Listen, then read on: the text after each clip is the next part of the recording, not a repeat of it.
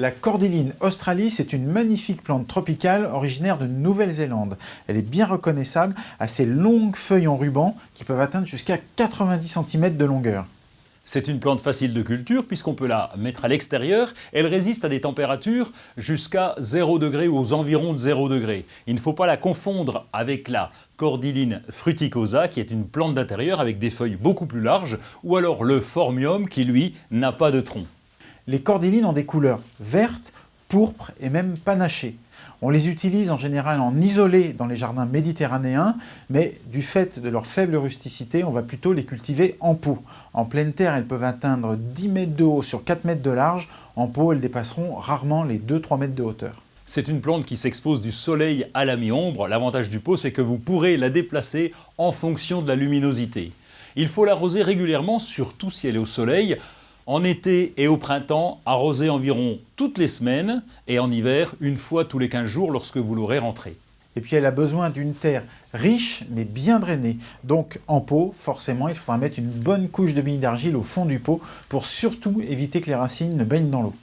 Et c'est l'intérêt d'ailleurs de les mettre dans des pots en terre cuite, il y aura une meilleure respiration de la plante à travers les parois du pot. L'entretien est très facile, hormis l'arrosage, il y a juste un peu de taille à faire. Les feuilles vont devenir progressivement jaunes à leur base. On va donc les supprimer progressivement. C'est ce qui s'est passé le long du tronc. Ouais, je crois que celle-là on peut. On peut la supprimer. À l'automne, quand les températures vont commencer vraiment à fraîchir, les températures nocturnes, il faudra la rentrer dans une pièce fraîche et bien lumineuse. Et c'est au printemps qu'on va la rempoter. On la rempote environ tous les 3 ans. Lorsqu'elle est très grosse, on fera simplement un surfaçage. Si le pot est vraiment impressionnant, vous allez enlever le terreau en surface et rajouter un terreau neuf. Lorsque vous rempotez, vous pourrez aussi récupérer les petits rejets et les installer dans un autre pot. Si vous n'avez pas d'endroit où rentrer le pot pendant l'hiver, vous pouvez le garder à l'abri du vent, plutôt exposé sud. Vous allez surélever le pot sur des petites cales pour que l'eau s'écoule bien.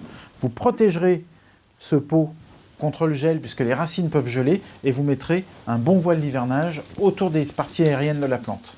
Et avec un peu de chance, lorsque la plante sera mature, d'ici quelques années, vous verrez apparaître la floraison en plein été, des grappes de fleurs blanches quelquefois parfumées.